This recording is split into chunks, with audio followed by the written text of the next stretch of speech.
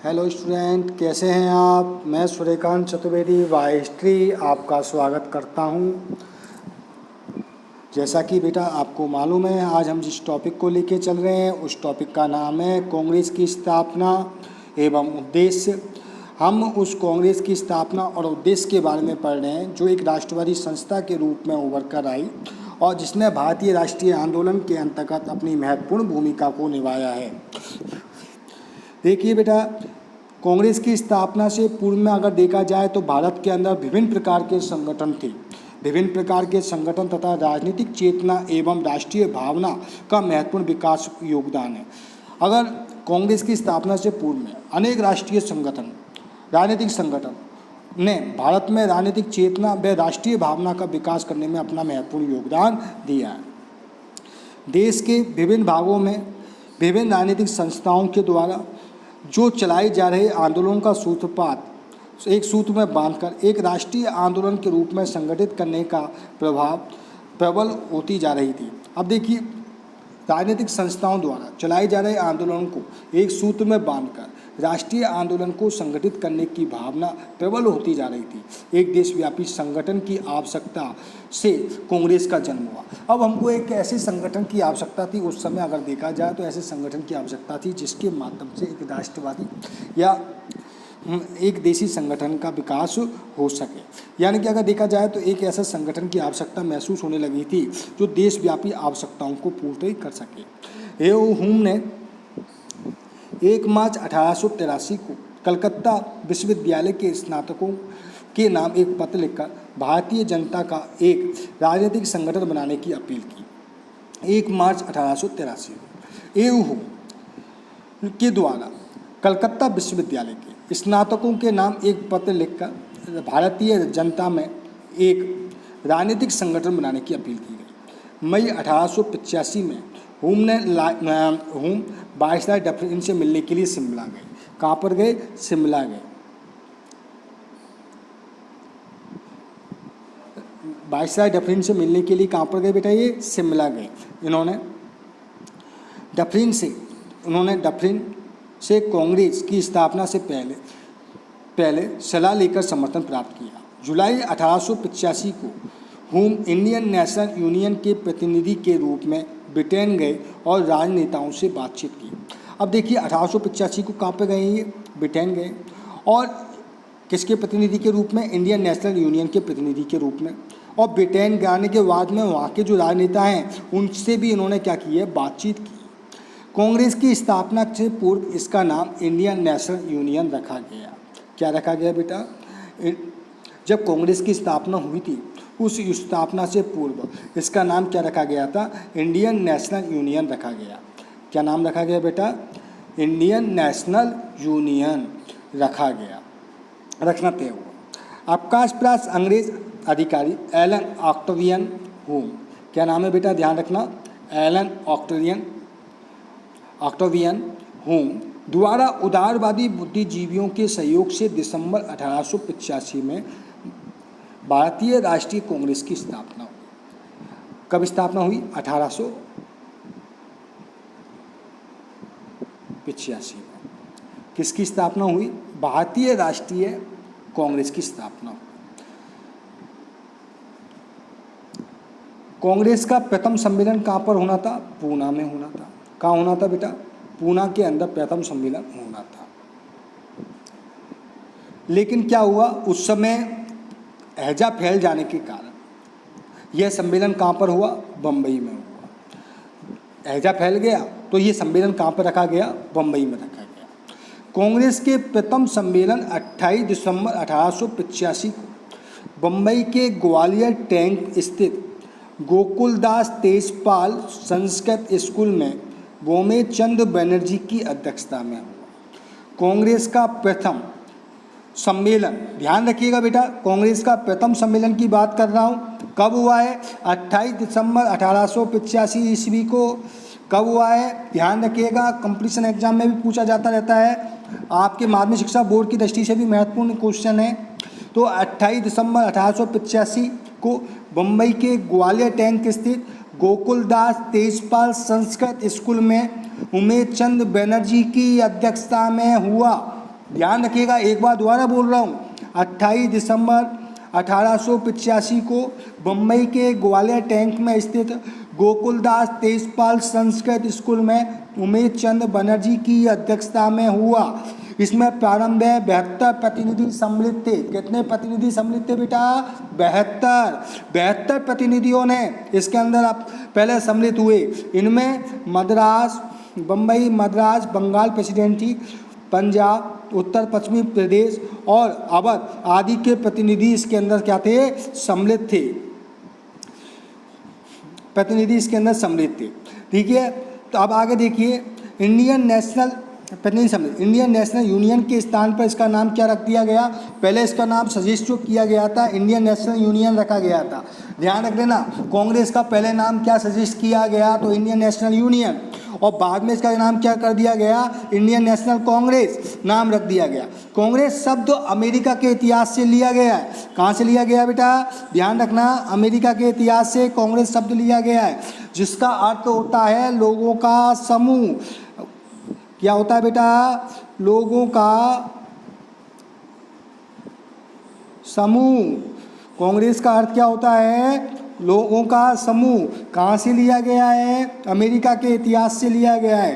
कांग्रेस शब्द कहाँ से आया है? अमेरिका के इतिहास से लिया गया है, जिसका अर्थ क्या होता है? लोगों का समूह।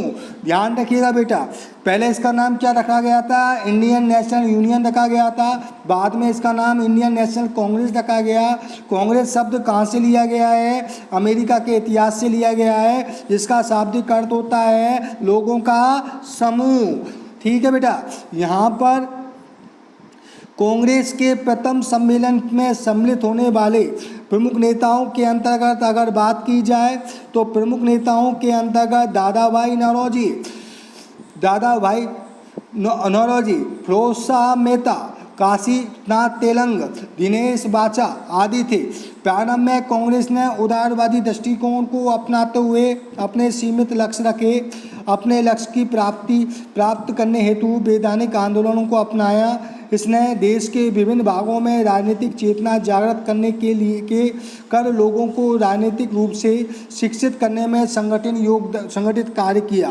देखिए, लोगों को राजनीतिक रूप से शिक्षित एवं संगठित करने का कार्य भी किसके द्वारा किया गया? कांग्रेस के द्वारा किया गया। अब आते हैं बेटा कांग्रेस के उद्देश्य। अब कांग्रेस के उद्देश्य, कांग्रेस के प्रथम अधिवेशन के अध्यक्ष WC बनर्जी। कांग्रेस के प्रथम अधिवेशन के जो अध्यक्ष थे उनका नाम क्या था? WC बनर्जी। ठीक है, आगे देखिए, उन्होंने 4 उद्देश्य बताए हैं। देश हित के कार्य करने वाले विभिन्न भागों में के भारतीयों के बीच व्यक्तिगत संपर्क एवं मित्रता स्थापित करना। देश हित के जो कार्य करने वाले जितने भी भारतीय हैं, भारतीयों के बीच में संपर्क स्थापित करना है और मित्रता स्थापित करनी है। दूसरी बात की गई है, देश प्रेमियों के बीच में जाति, धर्म, प्रांतीय विद्वेष को क्या करना है? मिटाना और राष्ट्रीय एकता की भावना को विकसित करना है। क्या करना है? राष्ट्रीय एकता की भावना को विकसित करना है। पहली बात की गई है देश हित के लिए कार्य करना है और विभिन्न भागों में भारतीय लोगों के बीच में संपर्क तथा एकता स्थापित करनी है, मित्रता स्थापित करनी है। देश प्रेमियों के बीच में जाति, धर्म, प्रांतीय विद्वेष को मिटाना है और राष्ट्रीय एकता की भावना को बेटा क्या करना है? विकसित करना है और दृढ़ करना है। चौथा जो पॉइंट दिया गया है इसके अंदर वो दिया गया है कि तीसरा पॉइंट है राष्ट्रीय महत्वपूर्ण राजनीतिक एवं सामाजिक प्रश्नों पर भारत के शिक्षित वर्ग को एकमत करना है। जो भारतीय शिक्षित वर्ग है उसको राजनीतिक और सामाजिक दोनों स्तरों पर क्या करना है? एक करके लाना है। उन नीतियों एवं उपयोग को निर्धारित करना है जो आगे के वर्षों में सार्वजनिक हित के लिए राजनीतिकों के लिए आवश्यक हो। जो आगे के हितों के लिए अगर देखा जाए तो वो सार्वजनिक हित के लिए राजनीतिकों के लिए क्या हो? आवश्यक हो, उनको भी हमको विशेष तौर से ध्यान रखना है। ये 4 उद्देश्य उमेश चंद बनर्जी के द्वारा बताए गए थे। इसके बाद में अगर बात की जाए कांग्रेस की प्रमुख मांगों के अंदर बात की जाए, रॉयल कमीशन की नियुक्ति की जाए। बेटा ध्यान रखना, किसकी नियुक्ति की जाए? रॉयल कमीशन की नियुक्ति की जाए। विधायिका सभा और काउंसिलों में अधिक संख्या में चुने विधायिका सभा तथा काउंसिल में अधिक संख्या में चुने गए प्रतिनिधि लिए जाएं। उत्तर पश्चिमी प्रदेश और पंजाब में ऐसी काउंसिल बनाई जाए। इन काउंसिलों को बजट पर बहस करने का क्या दिया जाए, अधिकार दिया जाए। सिविल सर्विसेज परीक्षा ब्रिटेन के साथ में अब भारत में आयोजित की जाए। सेना के खर्च में कमी की जाए आदि।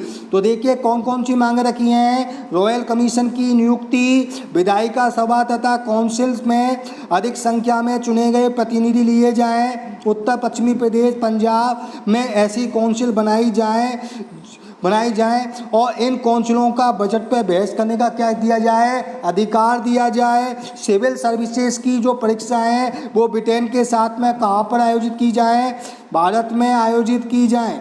कहाँ पर की जाएं, भारत में आयोजित की जाएं। और सेना के खर्च में क्या की जाए, कमी की जाए।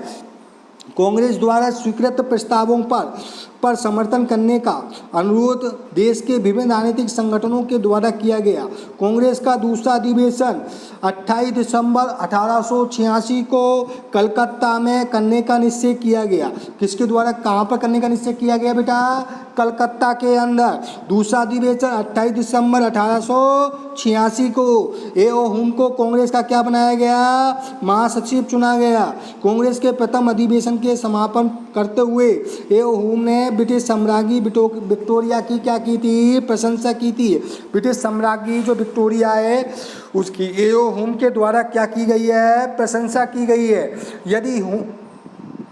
यदि हुम ने शिक्षित भारतीयों के बढ़ते हुए असंतोष को रोकने के लिए कांग्रेस को ए.ओ. हुम ने शिक्षित भारतीयों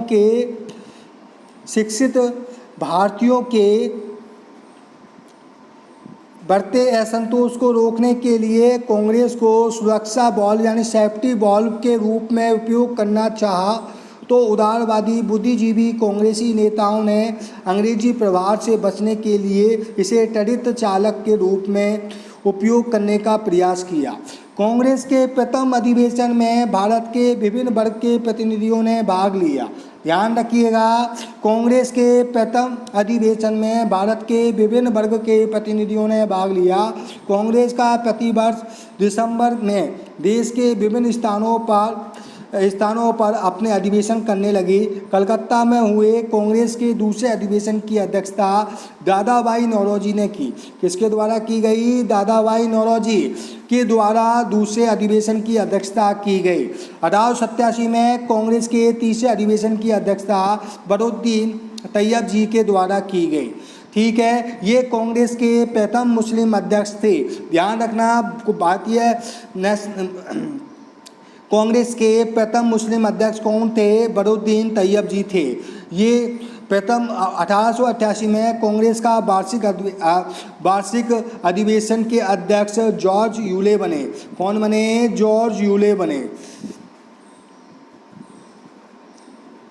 जॉर्ज यूले बने अध्यक्ष। कौन बने हैं बेटा, जॉर्ज यूले इसके अध्यक्ष बने। जॉर्ज यूले ये कांग्रेस के पहले यूरोपियन अध्यक्ष हैं।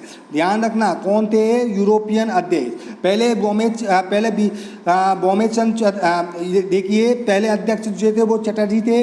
दूसरे अध्यक्ष के बाद में की जाए तो कौन थे, दादाभाई नौरोजी थे। तीसरे अध्यक्ष जो बने हैं बदरुद्दीन तैयब जी बने हैं, जो कि प्रथम मुस्लिम अध्यक्ष हैं। उसके पश्चात में 1888 में कांग्रेस का वार्षिक अधिवेशन के अध्यक्ष जॉर्ज यूल